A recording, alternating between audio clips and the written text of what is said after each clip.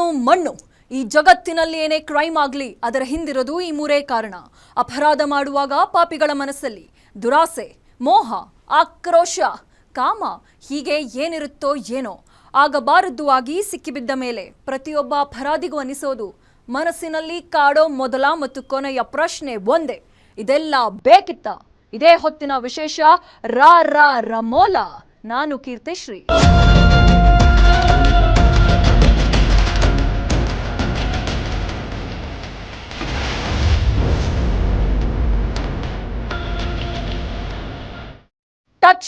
Touching cost ಕೌಚಿಂಗ್. ನಿರ್ದೇಶಕ ಅಂದರ್ Richie ಸಿನಿಮಾಗಾಗಿ ಆಯ್ಕೆಯಾಗಿದ್ದ ನಟಿಗೆ ಕೊಡಬಾರದ ಹಿಂಸೆ ಕೊಟ್ಟ ಡೈರೆಕ್ಟರ್ ಈಗ ರಾಜಾಜಿನಗರ ಪೊಲೀಸರ ಅತಿಥಿಯಾಗಿದ್ದಾನೆ.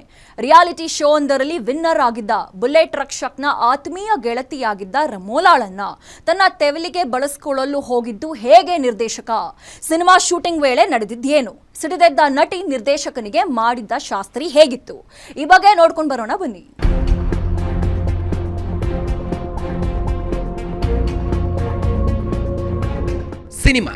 ಸಿನಿಮಾ ಅಂದ್ರೇನೆ ರಂಗಿನ ಲೋಕ, ಗ್ಲಾಮರ್ ಜಗತ್ತು, ತುಂಡುಡುಗೆ, ಹಸಿ ದೃಶ್ಯಗಳು ಈಗೀಗ ಕಾಮನ್.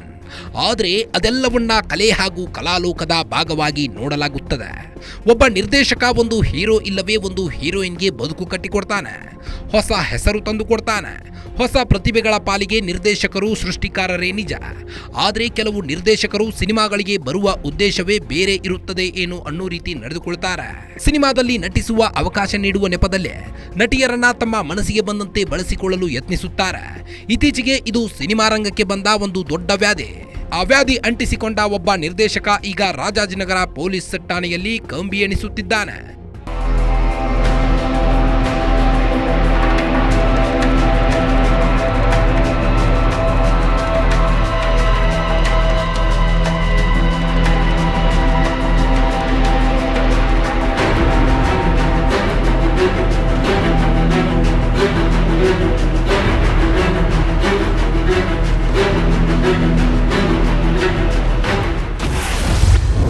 ರಿಚಿ ಸಿನಿಮಾದಲ್ಲಿ ಕುಚ್ಚಿ ಬೇಡಿದ ನಿರ್ದೇಶಕ,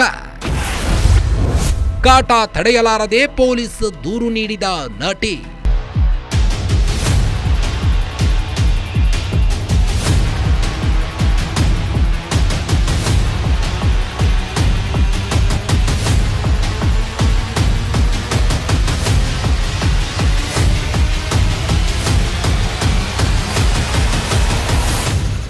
ಇವನನ್ನು ನೋಡಿ, ಈತನೇ ಆ ರಿಚಿ ಸಿನಿಮಾದ ನಿರ್ದೇಶಕ ಹಾಗೂ ನಟ. ಸದ್ಯ ನಟಿಗೆ ಲೈಂಗಿಕ ಕಿರುಕುಳ ನೀಡಿದ ಆರೋಪದಲ್ಲಿ ಪೊಲೀಸರ ವಶದಲ್ಲಿದ್ದಾನೆ. ಸಿನಿಮಾ ಮಾಡುವುದಾಗಿ ಹೇಳಿ ಸಿನಿಮಾವನ್ನು ಶುರು ಮಾಡಿ ಒಂದೆರಡು ಹಾಡುಗಳನ್ನ ಕೂಡ ರಿಲೀಸ್ ಮಾಡಿದ ಈತ ಇಡೀ ಸಿನಿಮಾ ಶೂಟಿಂಗ್ ಸಮಯದಲ್ಲಿ ತನ್ನ ಲಪುಟತನದ ಬುದ್ಧಿಯನ್ನ ತೋರಿದ್ದಾನೆ. ಸಡಿಲು ಕಚ್ಚೆಯ ಈ ನಿರ್ದೇಶಕ ರಮೋಲಾ ಅನ್ನೋ ನಟಿಗೆ ಕೊಡಬಾರದ ಹಿಂಸೆ ಕೊಟ್ಟಿದ್ದಾನೆ. ಸಿನಿಮಾ ಪ್ರಮೋಷನ್ಗೆ ಅಂತ ಮುಂಬೈಗೆ ಕರೆದುಕೊಂಡು ಹೋಗಿ ಅಲ್ಲಿಯೂ ಕೂಡ ತನ್ನ ಸಡಿಲು ಕಚ್ಚೆಯ ಬುದ್ಧಿ ತೋರಿದ್ದಾನೆ.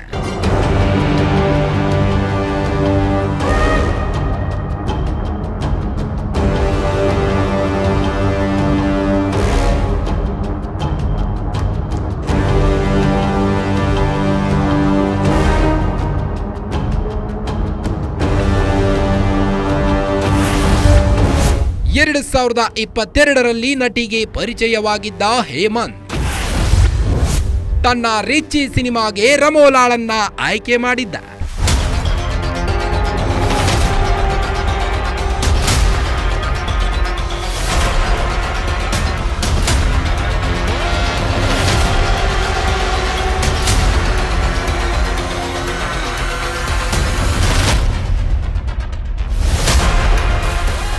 ರಮೋಲಾ ರಿಯಾಲಿಟಿ ಶೋ ಒಂದರಲ್ಲಿ ತನ್ನ ಅದ್ಭುತ ಪ್ರದರ್ಶನದಿಂದಲೇ ಮನೆ ಮಾತಾದ ಹುಡುಗಿ.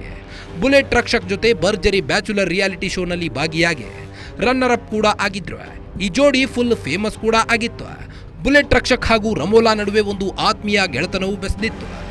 2022ರಲ್ಲಿ ಇದೇ ರಮೋಲಾ ರಿಚಿ ಅಲಿಯಾಸ್ ಹೇಮಂತ್ ಕುಮಾರ್ಗೆ ಪರಿಚಯವಾಗ್ತಾಳೆ. ನಾನು ರಿಚಿ ಅನ್ನೋ ಸಿನಿಮಾ ಮಾಡ್ತಿದ್ದೀನಿ, ಅದಕ್ಕೆ ನೀವೇ ಹೀರೋಯಿನ್ ಅಂತ ಆಕೆಯನ್ನ ಸೆಲೆಕ್ಟ್ ಕೂಡ ಮಾಡ್ತಾನೆ. ಆಮೇಲೆಯೇ ಈ ನಿರ್ದೇಶಕನ ದುರುದ್ದೇಶಗಳು ನಟಿಗೆ ಗೊತ್ತಾಗಲು ಶುರುವಾಗುತ್ತದೆ.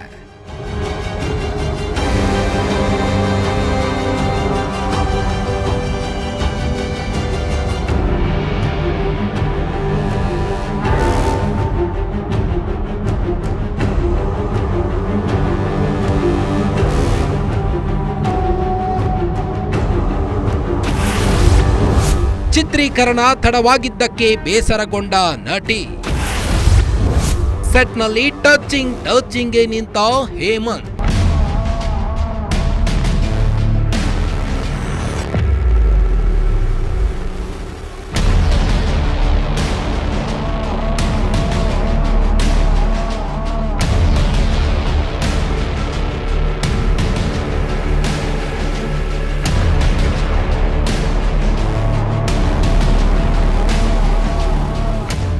ರಿಚಿ ಸಿನಿಮಾಗೆ ರಮೋಲಾ ಯಾವಾಗ ಆಯ್ಕೆಯಾದ್ರು ಅವರಿಗೆ 2 ಲಕ್ಷ ರೂಪಾಯಿ ಸಂಭಾವನೆ ನೀಡುವುದಾಗಿ ಇದೇ ರಿಚಿ ಹೇಳಿದ್ದ. ಕಾರಣ ಸಿನಿಮಾಗೆ ನಿರ್ದೇಶಕ, ನಿರ್ಮಾಪಕ ಹಾಗೂ ಹೀರೋ ಕೂಡ ಇದ್ದಾನೆ.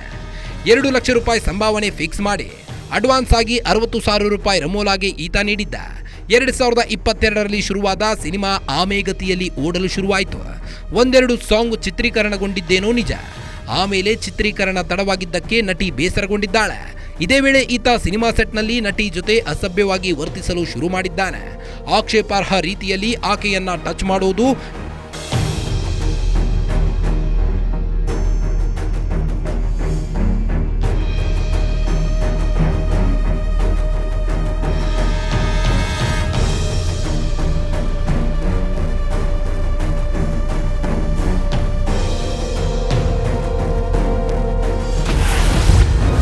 ಅಶ್ಲೀಲ ಬಟ್ಟೆ ತೊಡಬೇಕು, ಅಶ್ಲೀಲವಾಗಿ ನಟಿಸಬೇಕು.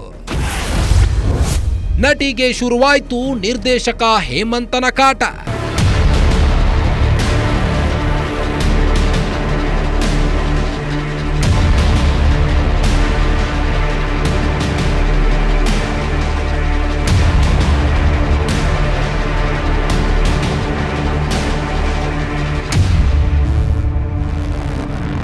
ಕೇವಲ ಸೆಟ್ನಲ್ಲಿ ಅಸಭ್ಯವಾಗಿ ವರ್ತಿಸಿದ್ದು ಮಾತ್ರವಲ್ಲ, ಯಾವಾಗ ಈತನ ಉದ್ದೇಶಗಳು ಈಡೇರುವುದಿಲ್ಲವೋ ಅನ್ನೋದು ಕನ್ಫರ್ಮ್ ಆಗಲು ಶುರುವಾಯಿತು. ರಮೋಲಾಗೆ ಬೇರೆ ರೀತಿಯ ಟಾರ್ಚರ್ಗಳನ್ನು ನೀಡುವ ಮೂಲಕ ಈತ ಶುರು ಮಾಡಿದ್ದಾನೆ. ಸಿನಿಮಾದಲ್ಲಿ ಅಶ್ಲೀಲ ಬಟ್ಟೆಗಳನ್ನು ತೊಡುವಂತೆ ಆಕೆಗೆ ದುಂಬಾಲು ಬಿದ್ದಿದ್ದಾನೆ. ಹಸಿ ದೃಶ್ಯಗಳಲ್ಲಿ, ಅಶ್ಲೀಲ ಸೀನ್ಗಳಲ್ಲಿ ನಟಿಸುವಂತೆ ಪೀಡಿಸಿದ್ದಾನೆ. ಇದು ನಟಿಯನ್ನ ರೋಸಿ ಹೋಗುವಂತೆ ಮಾಡಿದೆ. ಒಂದು ಹಂತದವರೆಗೂ ಸಹನೆ ಕಾಯ್ದುಕೊಂಡಿದ್ದ ರಮೋಲಾ ಕೊನೆಗೆ ವಿಧಿಯಿಲ್ಲದ ಈತನ ವಿರುದ್ಧ ಕಾನೂನು ಕ್ರಮ ಕೈಗೊಂಡಿದ್ದಾರೆ.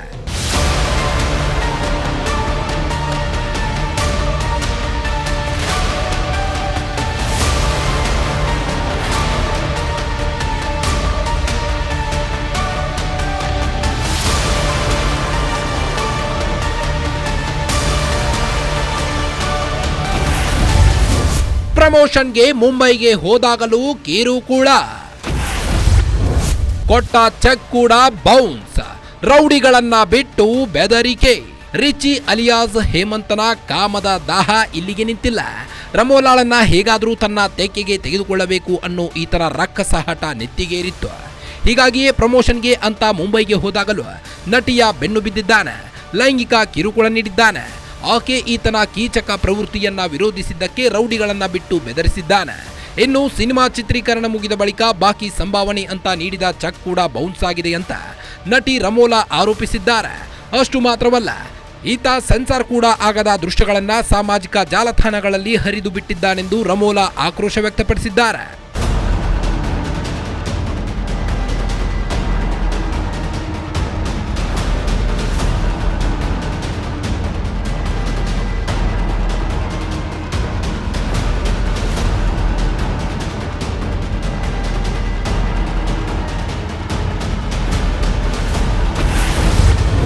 ಪೀಡಕನ ಕಾಟಕ್ಕೆ ರೋಸಿ ಹೋದ ರಮೋಲಾ.